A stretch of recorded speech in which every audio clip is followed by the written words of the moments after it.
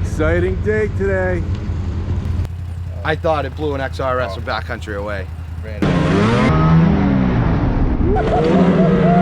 It looks like they're gonna have to increase the speed limit on the trails because it's gonna be hard to go 35 to 45 miles an hour on that. All right, I'm up here in Derby, Vermont, riding the Lynx Rave.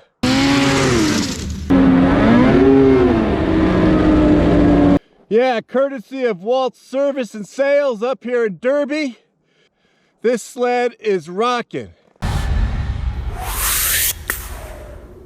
And I'll give you my impressions and a bunch of other people's impressions, which I think will be helpful. We've had all sorts of people ride it, different riders coming from different backgrounds, different sleds, and they'll all give you their perspective.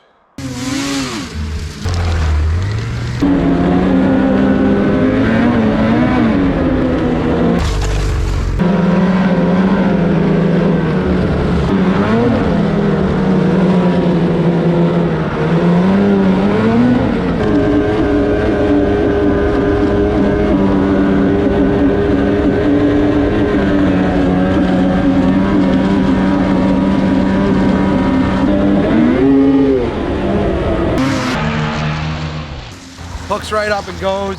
Wicked comfortable sled, crazy speed. Just overall, I thought it was a really great sled. Definitely gonna look into buying one.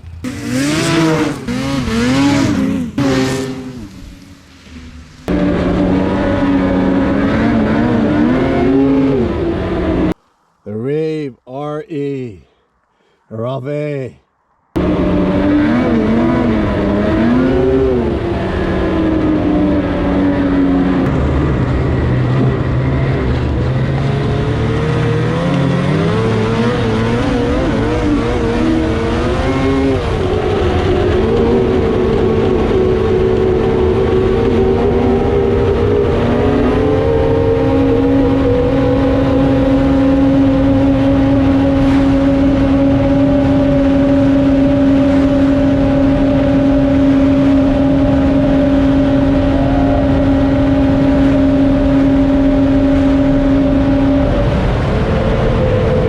Lynx is something unbelievable.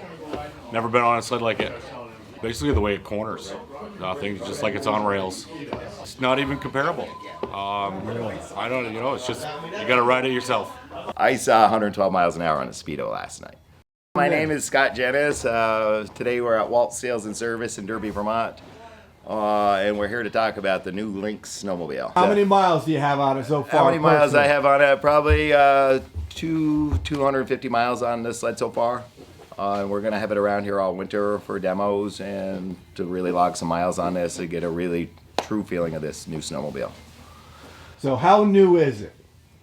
What's different? It looks cool, but how? Well, it looks very, of course you pull the panels off, it looks very, very similar to our 850s that we currently have in the Ski-Doo lineup. But that's the only similar parts that it shares. The body styling is all different, and what really sets it apart is the new suspension. The rear PPS 3 suspension is unlike anything ever that I've ridden in a snowmobile. It does have the Raz X front suspension that's similar to our Ski-Doo, but it does have the 46 millimeter cashmere coated shocks, KYB shocks on the front, which really, really, really absorbs the bumps. One thing I found with this snowmobile, you can ride it from anywhere from 30 to 40 miles an hour down a trail, or you can turn it up and go as fast as you want to go down the trail through the corners. It's very controllable, and we do a lot of the control with our throttle input now. If you want to lift it, you want to go through the bumps, what you do is just crack that throttle, the front will lift off the ground, and you run it kind of like a motocross bike through the moguls. You let out the throttle, the front plants, you're ready to turn. If you get up on the vehicle and get up into the sweet spot on it, get over the front skis, it'll handle just like our current sleds, if not better. Now, how would you compare this? Because I know lots of people are out there, and I just put 50 miles on it this morning. How would you compare it to an XRS? Well, I currently, before I got onto the Rave RE, is the way you pronounce it, I was riding a 21 Renegade XRS. Awesome snowmobile, handled very, very well. As we all know, it does have the coupled suspension. And a lot of people don't understand what a coupled suspension or an uncoupled rear suspension is. A coupled suspension has the front and rear arm of the rear suspension linked together. So as the suspension moves through its range, it works together. What that helps do is keep the front of the vehicle flat on the ground, and it does stay planted. With our new R-Motion X rear, the Raz X front, and the Pilot X ski, it all works very well. Going down a trail, going through the bumps, what the vehicle will do is it stays very, very, very flat. On acceleration, it transfers slight weight back, but the skis are right there on the ground. With a Rave RE, totally different. When you hit the throttle on it, it will rear back, put the weight on the track, and just go through the bumps and absorb the bumps like never before. And that's due to the way the PPS3 rear suspension is, and that is uncoupled, meaning the front arm and the rear arm are separate from one another. So it works more independently, transfers weight further back, and absorbs the bumps a lot better. Another bonus to the Rave is the ski. The way that ski is set up, the Blade X ski is phenomenal. It really, really grabs well. It turns razor sharp. And so I think that all adds to it. A lot of people think it's just a ski that's making it turn so sharp, but it's the whole geometry of the way the sled is set up with a front rear suspension ski. It's the total package, not just one or the other. Now, And I'll tell you, it flat out works.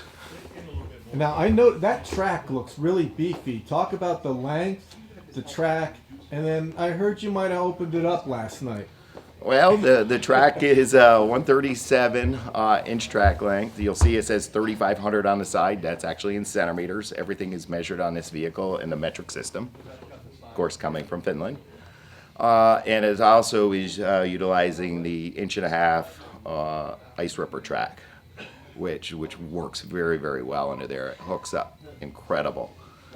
Last evening I was out on it. We just got the thing close to broken, and just wanted to do a speed run. We do know it's not classified as a speed sled. It's not the new Mach Z, but this thing actually flat out rails and flies. Yes, This thing, I saw 112 miles an hour on the Speedo last night, and I believe the top. Say that again? 112 miles an hour on the Dream meter, but it made me feel good.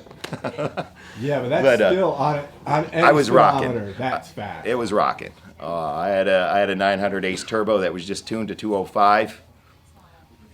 He was behind me. This thing just flat out goes. And that's a 130. That's fast for a 137. That's a 137, very fast speed. The fastest top speed I saw out of my Ski-Doo Renegade XRS was like 105, 106. Exactly. Is the most I could get out of it.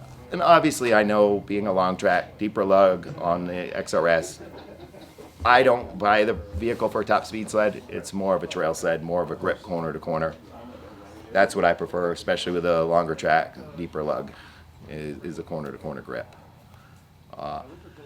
I did give it a really good test last night. As we all know, I mean, this was really designed for the Scandinavian market, where they have trails, sign trails, but ungroomed. And where they ride in the winter over there in Finland and Sweden, Scandinavian countries, it's dark 24 hours a day in their wintertime. So those guys just flat out rock this sled through the backcountry over in Finland. So last night, as we know, our trails start out really nice in the morning, but come on a Saturday afternoon, it's a minefield. It's full of moguls. Last night was cool. When I took off from Derby, the groomer hadn't come all the way. There was about a 10-mile section that he hadn't groomed yet for 2 days. Super cool test. I really got up on the vehicle and put it to its pace down the trail, and it just flat out railed. I've never experienced anything like it. I've been riding new sleds for the last 25 years, every year, trying the new technology. This one has me sold. The first night riding it, after 3 miles, I got a headset, I radioed to my wife behind me. I said, I know exactly what I'm riding next year.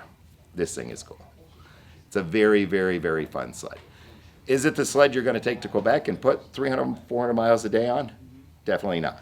Is it a sled you're going to take around northern Vermont, northern New Hampshire, Tug Hill, New York, and pound for the weekend? Definitely.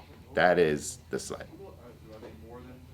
Well, I really appreciate you letting me ride it this morning, doing this interview, because I think all sorts of people, and we have different perspectives, people want to know from different riders, right? You're a middle-aged guy.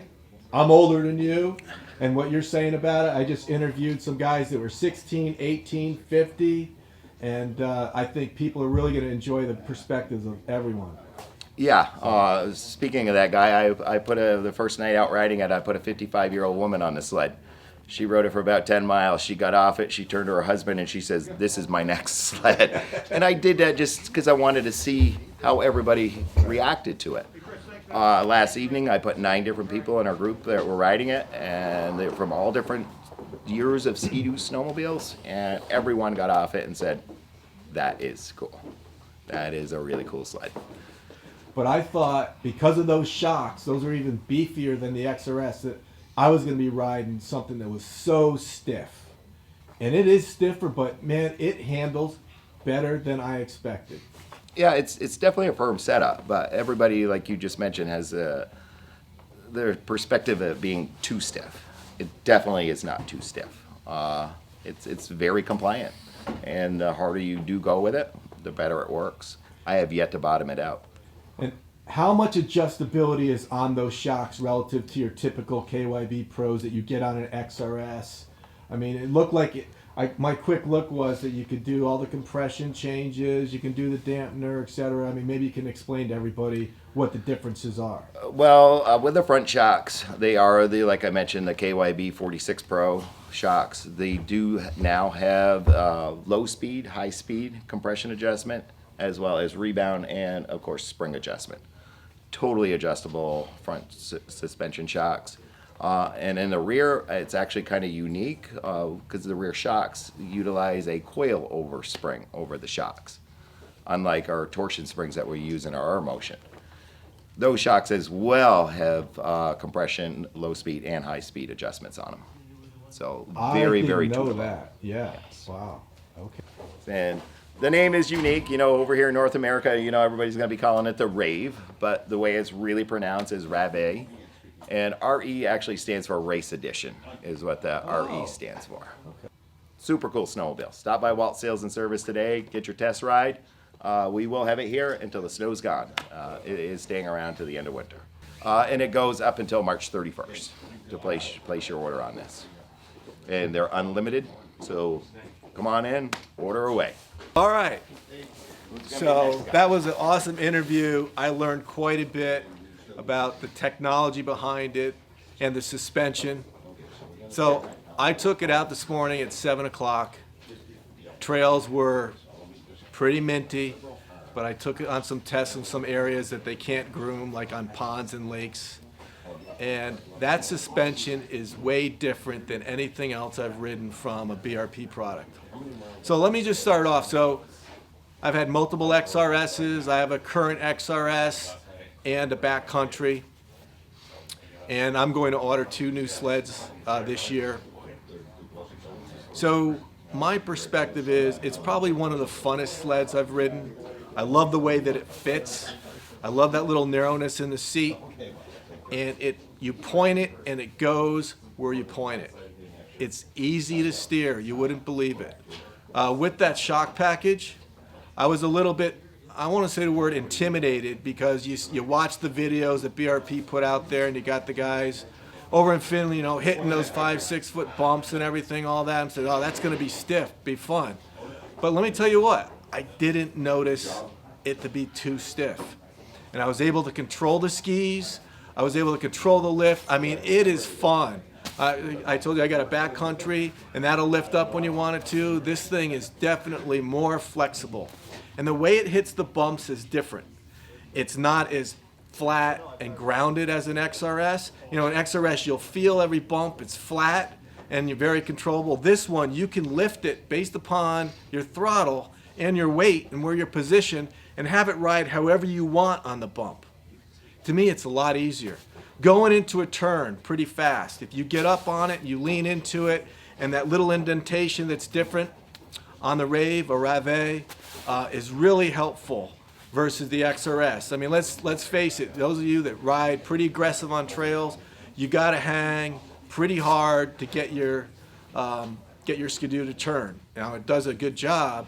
This one, I felt like there was less effort required. A lot of fun. And this thing hooks up. One thing I didn't hear Scott talk about, and I tested this morning, was the braking on this thing. The brakes are fantastic. I'm assuming it's the same brake package, but I noticed a big difference. Again, I'm riding a 219 XRS and a 2020 backcountry. I just noticed this thing hooks up way better, and the braking is way better. And I have no incentive. I like to buy the best products that are out there.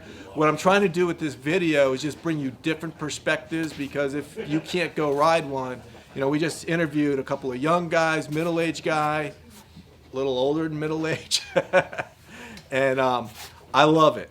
So here's the question for me.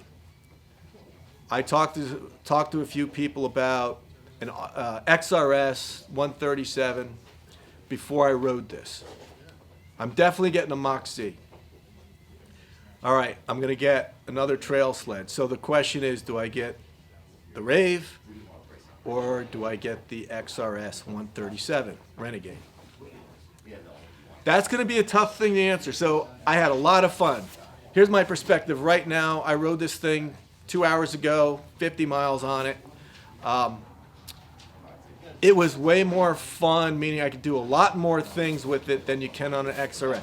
I can wheelie it if I want to. You can do that on an XRS, but it's a lot harder, takes a lot more effort. It's fast. I was out in a private area. I had it, Scott had it up to 112. This thing's still in break-in. I had it up to 106. So I believe he had it to 112. I had it to 106, and I didn't let it wind out and pin it, because the last thing I want to do is call Scott and say, I broke a bell on your new sled. But I had a 106 both ways. So, and hopefully I got it on the GoPro, but that's a true statement. And I haven't seen 100, I've seen 103, 104 on my current XRS. I don't care about going really fast on lakes and wide open fields, but it is fun to know you have that power. So for a 137 track, this thing's got some juice. I was really impressed with that. The seat's very comfortable. It's a little stiffer. It reminds me of my backcountry XRS, kind of the narrowness, or a free ride. I've ridden free rides. I've owned a free ride. The skis. I really like the skis. Steering this thing is not a lot of heavy pressure. And then you can go into a corner and get in on it and really turn that corner as close as you want. I will say this, the one thing, if you're a rat racer and you're racing with your buddies all the time on the trails, you will work a little harder, this is my perspective only, on the corners, keeping it flat than you will with an XRS, my perspective. Now, is that deterring me? No, because remember, I only got 50 miles on this sled. You can learn how to ride the sled. What I did notice, you can control this sled way easier than you can other sleds that I've ridden more quickly, meaning the learning curve is very, very quick. And I just loved it. It just felt comfortable. It was easy to steer. It handled the bumps fine. I went through a bump patch probably 5 or 6 times at different speeds. And I did one where I was just keeping the skis down. I did one where I was lifting the skis like halfway, and I did one where I was wheeling over it. That was cool in itself, because with an XRS, you don't have those 3 options, really. You're banging through it with an XRS. It's going to handle it really well. But you can't really come back and say, I'm just going to have the track go over it. And I know some of you are out there say, well, I can do that, or whatever. I'm talking about if you're doing this for a couple 100 miles every weekend, that type of thing. It's just your effort to get this sled to do things is a little bit less than the XRS. Other than hitting a very hard hairpin turn, I think right now you're going to have a little bit easier ability to do that in an XRS. But then you got to also think, I've only ridden 50 miles on this thing, and I was riding fast enough on the trails without any effort. So hopefully this video, we're going to bring some different perspectives to you from different riders, and it'll help you make decisions, at least give you some education. That All new right. track. All right, so fresh off the Lynx, all 3 of these guys. Love to get your perspective. Well, All right. It looks like they're gonna have to increase the speed limit on the trails because it's gonna be hard to go 35 to 45 miles an hour on that thing. So what are your thoughts? What are you bed riding, and now how does it compare? We got in the garage, we go from a 2016 backcountry to a 2021 backcountry. Great sled, they're all great sleds. This one here is just a different animal. You know, it's a little more nimbler, and I love the way that it's narrower to turn into the corners, to carve the corners, and it rides really flat. And the top speed is just off the hook. What'd you guys think? The seat and the chassis right here is just so narrow, like it doesn't take much effort at all to lean into any of the corners.